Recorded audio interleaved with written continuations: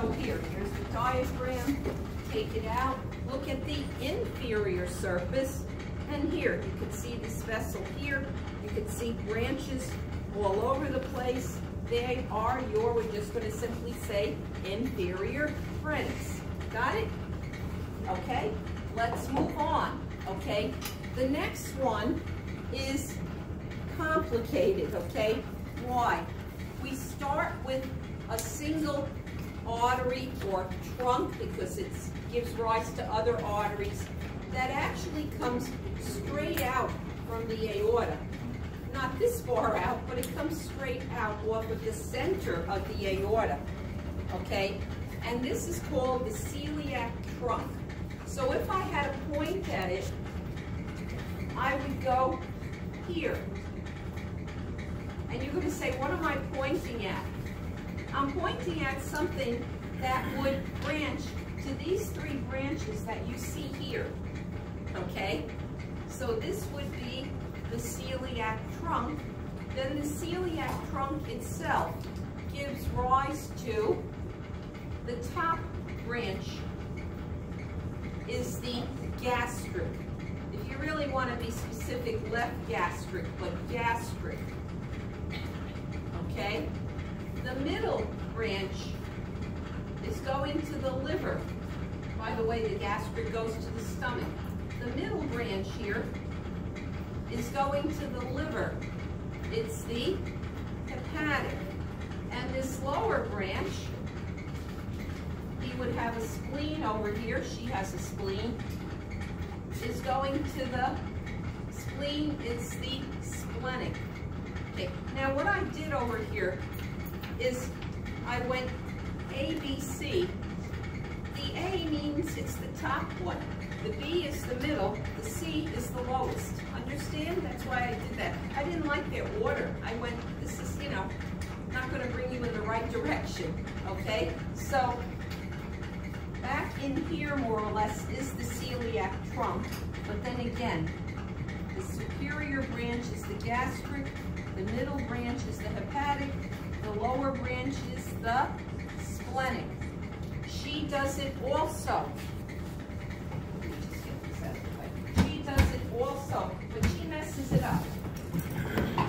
It's not that she doesn't do it. She makes it messy. So you could say back up in here is the celiac trunk.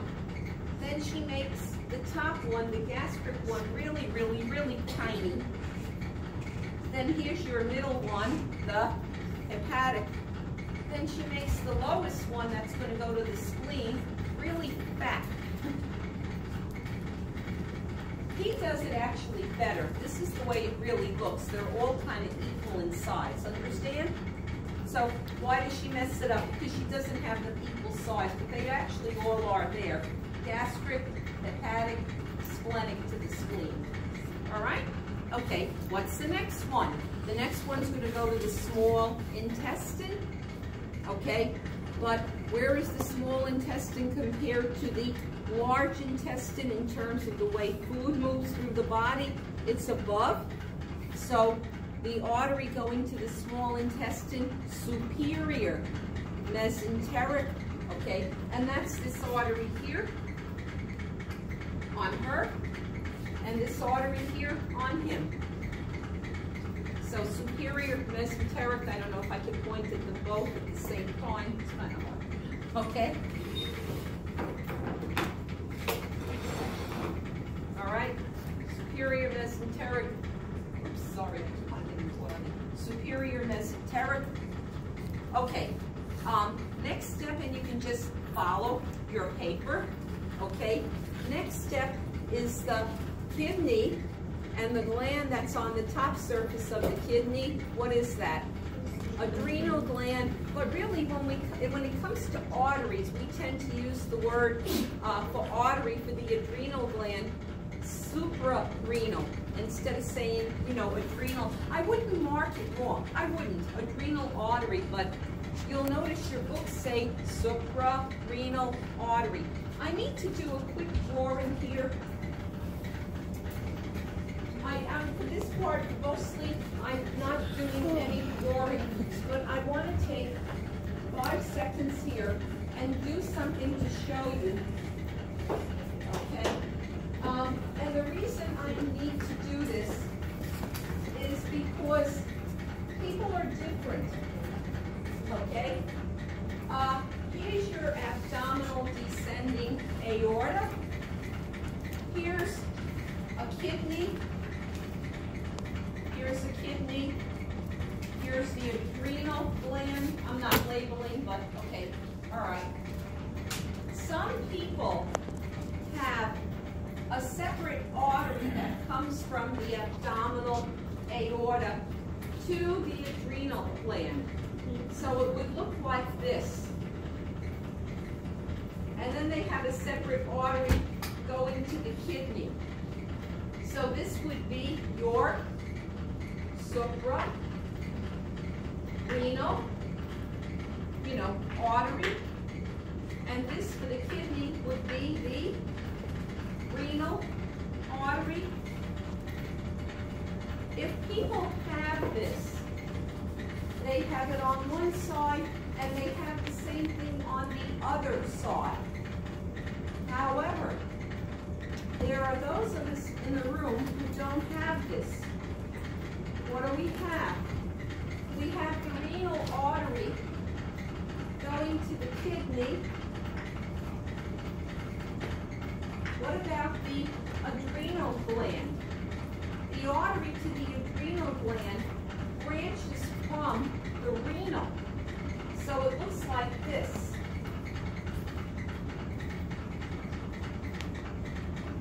And for those of us here, that's your suprarenal gland, or artery. All right? If you have that on one side, you have it on the other side. It's not like mix and match. You're either one or the other. Life is like a box of chocolates. You never know what you're going to get. You see it if you're in abdominal surgery, but that's the only time you really pick up on it.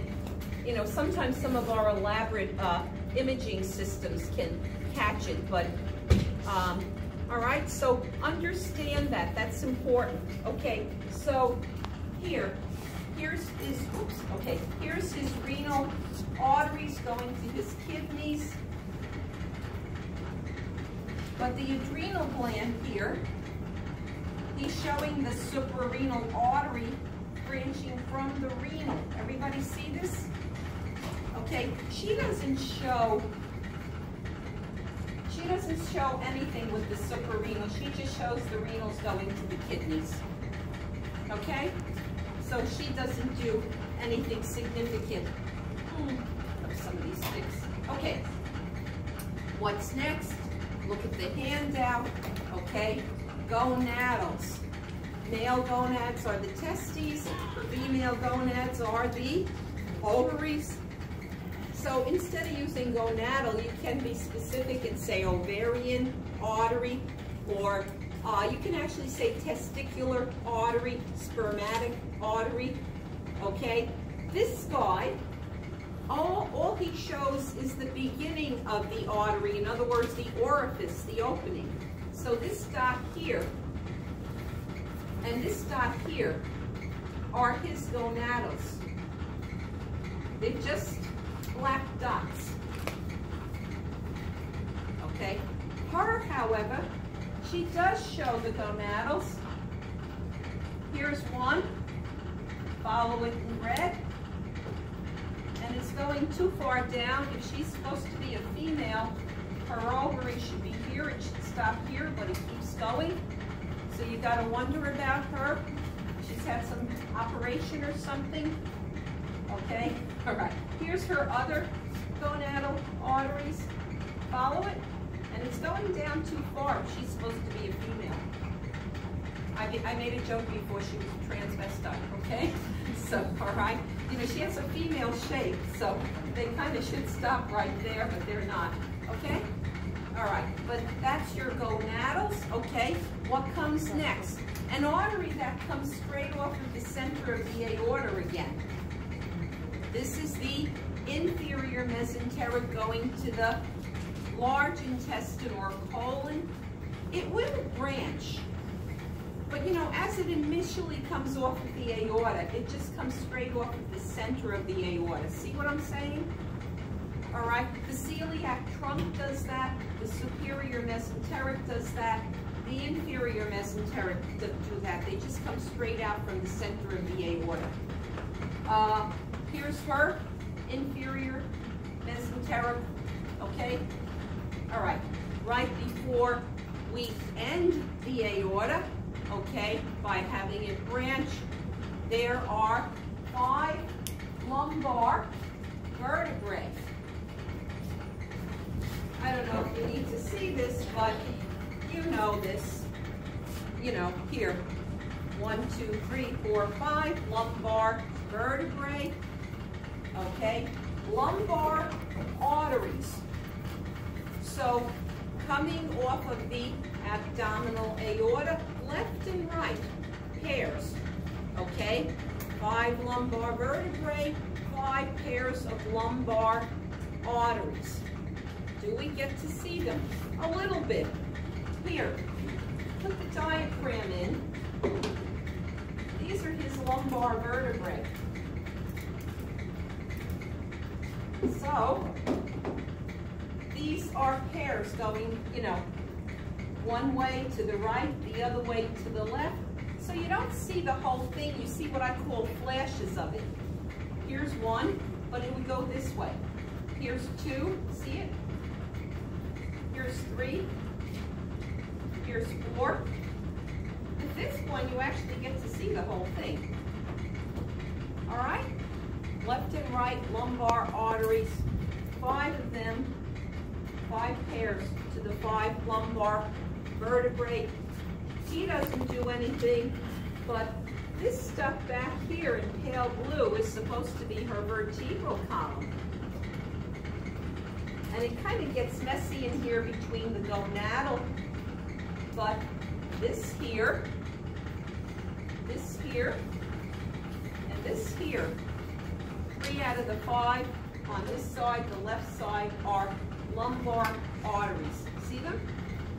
So you see them on here, you see them back in here with her. Okay, then the aorta ends. And when it branches, we change the names. It's no longer the aorta. Okay, I have to watch my phone. All right. So how does the aorta end? You know, right and left. This is the right common iliac. This is the left common iliac. Okay. Again, you can either follow my handout. If you want, I don't know, your lab manual, you know, you can look there. They have a close-up of the lower trunk. Not really, not really. They, you know, that's the abdominal area. Yeah, maybe. I don't know, again, which page is better. 496, maybe. Okay. It's a trade-off. Each picture has its feature. All right, but this word common iliac. If you remember up here, we had common carotids. And what did the common carotids do? Internal and external. So common iliacs are going to do the same thing. This is your internal iliac here and here. This is the external here and here. So each common iliac branches into an internal and an external. Common iliac, internal, external. See it? Okay? The internal is going to the urinary bladder. What's in here that he doesn't have? The bladder. But she does. I have to kind of put her this way, and then maybe some people can't see. But there's her bladder down there. So for her, common iliac, internal iliac, external iliac. Again, on this side, common iliac. Where's the internal? Internal iliac, external iliac. The internal iliacs are going to the urinary bladder. He has a urinary bladder here. So if you want, it's not a good fit. See what I'm trying to show? Internal iliacs are going to the urinary bladder. They're also called the hypogastrics. That's that area of the body. Okay, what about the external iliac? Here, here, here, here. I think he even shows some. Yeah, here, here. It's going through the body trunk wall to go into the leg. So each external iliac becomes the what? Femoral. Femoral. Oh, on him, beautiful. Femoral. Okay? Femoral artery. The external iliac goes through the body trunk wall, God bless you, to become the femoral. Where does it go through the body trunk wall? Here, or do it on this side. Here, on her, here, on this guy, here. That's this foramen, folks.